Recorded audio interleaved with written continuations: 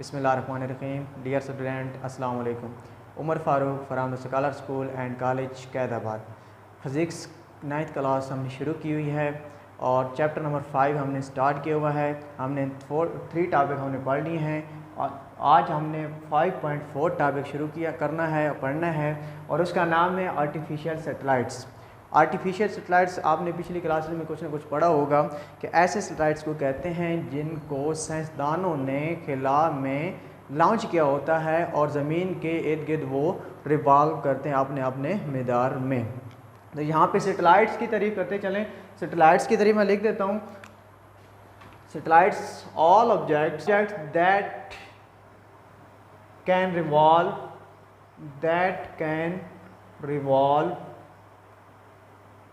around a planet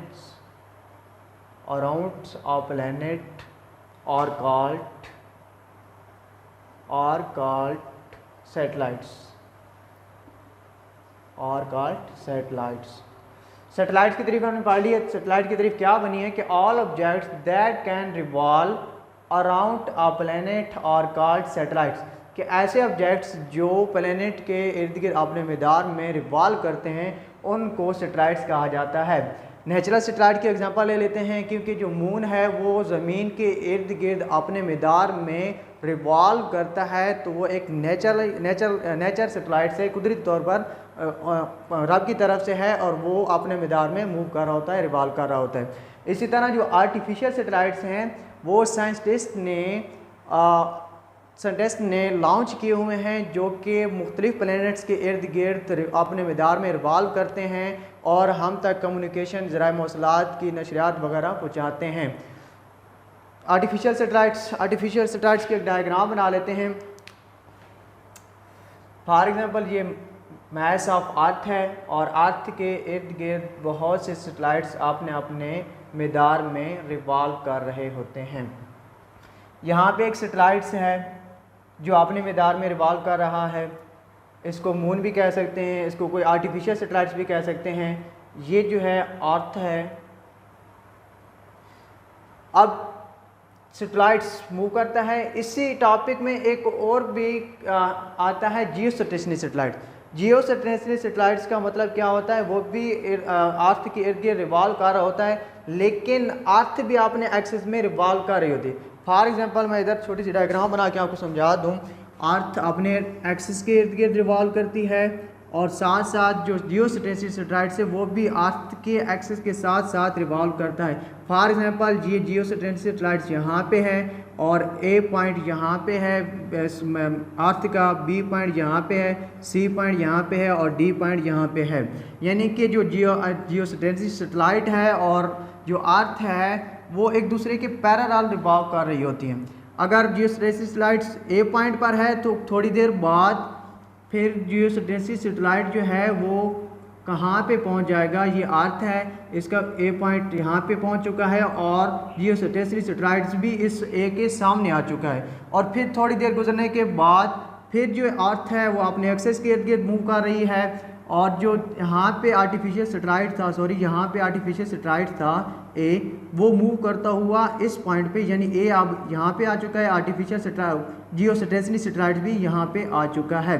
यानी कि इसको जियो स्टेशनरी दो लफ्ज़ से मिलकर बना हुआ। एक जियो का मतलब होता है ज़मीन और स्टेशनरी का मतलब होता है साकिन, रेस्ट। तो इसलिए इसका नाम जियो स्टेशनरी सैटेलाइट्स रखा गया है। यानी कि ज़मीन अपने एक्सिस के पर मूव कर रही होती है और जो जियो स्टेशनरी सैटेलाइट्स है वो भी ज़मीन की हरकत के साथ साथ मूव कर रहा होता है। इसी तक हमें पता नहीं चलता कि वो रुका हुआ है या मूव कर रहा है, हालांकि वो मूव कर रहा होता है लेकिन ज़मीन के साथ साथ मूव कर रहा होता है। इसलिए इसका नाम जियो स्टेशनरी सैटेलाइट रखा गया है। और इसका जो एक रिवोल्यूशन कंप्लीट होता है ज़मीन के इर्द गिर्द वो तकरीबन 24 आवर में कंप्लीट होता है। और इसी तरह जियो स्टेशनरी सैटेलाइट जो है वो कम्युनिकेशन के तौर पर हमें मतलब कि सिग्नल वगैरह पहुँचाता है, नशरियात का काम करता है। फॉर एग्ज़ाम्पल यहाँ पे एक कंट्री है और एक कंट्री यहाँ पे है। सैटेलाइट्स यहाँ पे जियो स्टेशनरी सैटेलाइट्स, इस कंट्री के सिग्नल पहले सैटेलाइट्स की तरफ जाएंगे और फिर सैटेलाइट जो है उन सिग्नल को दूसरे कंट्री तक पहुँचाएगा। कि एक कंट्री से सिग्नल्स पहले सैटेलाइट्स की तरफ जाते हैं और फिर वही सिग्नल जो सैटेलाइट्स है वो दूसरे कंट्री की तरफ सेंड कर देता है और ये कंट्री उन सिग्नल को एक्सेप्ट करके रिसीव करके इंफॉर्मेशन जो होती है पूरी दुनिया के वो हम तक पहुंचाता है। ये था इस टॉपिक में। हमने आर्टिफिशियल सैटेलाइट्स में पहले सैटेलाइट्स की तारीफ हमने पढ़ ली, उसके बाद हमने आर्टिफिशियल सैटेलाइट कौन से सैटेलाइट्स होते हैं जिनको साइंटिस्ट ने खला में भेजा होता है इंफॉर्मेशन लेने के लिए। और फिर हमने एक सैटेलाइट पढ़ा जियो सैटेलाइट, जो ज़मीन अपने एक्सेस के गिर्द मूव करती है, तो वो जियो सैटेलाइट भी ज़मीन के पैरेलल मूव करता है और हमें काफ़ी इंफॉर्मेशन देता है।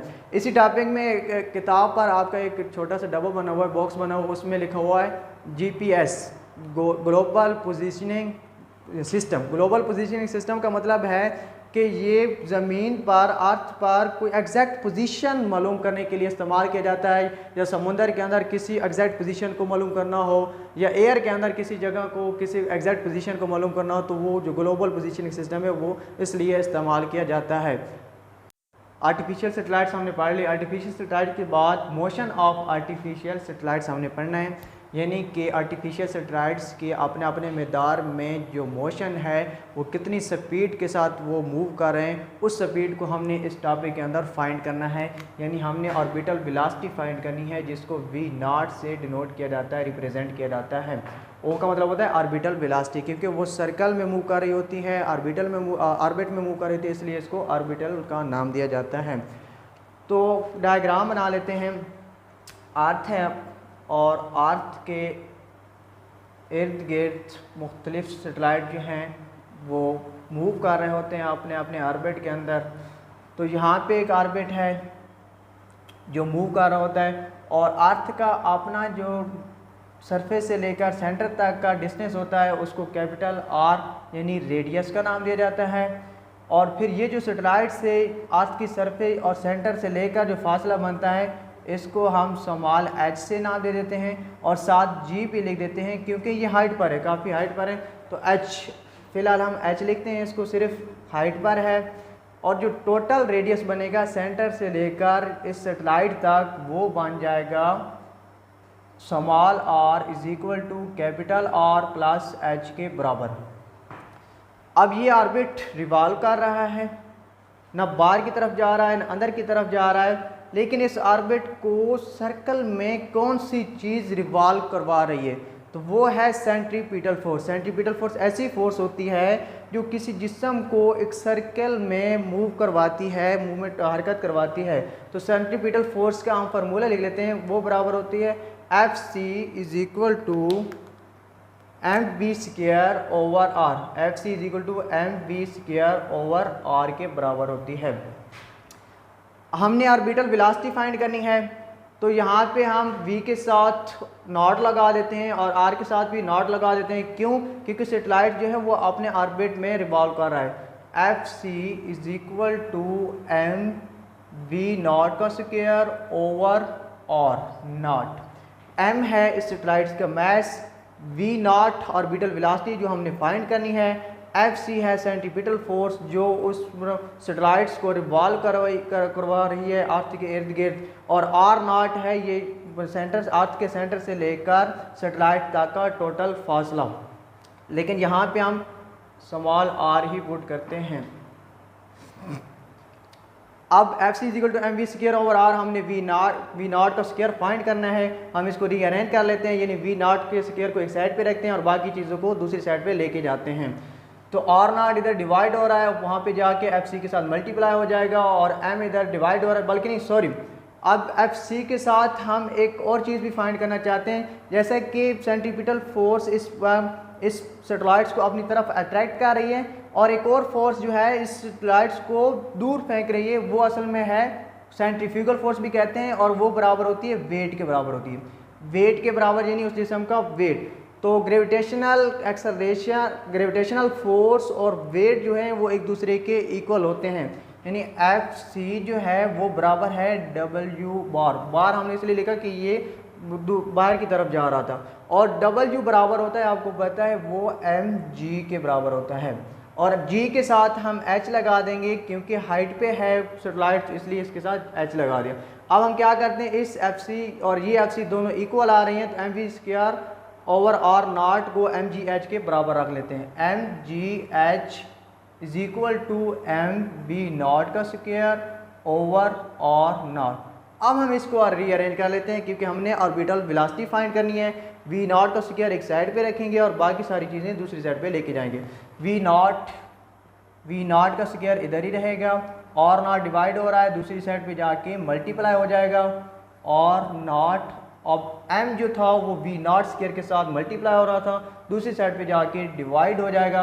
एम से कैंसिल हो जाएगा, बाद जाएगा G H R naught is equal to V naught का स्क्वायर। अब हमें सिर्फ वी चाहिए, वी नॉट चाहिए, वी का स्क्वायर है, तो हम क्या करते हैं, taking square root from both side ले लेते हैं। Taking square root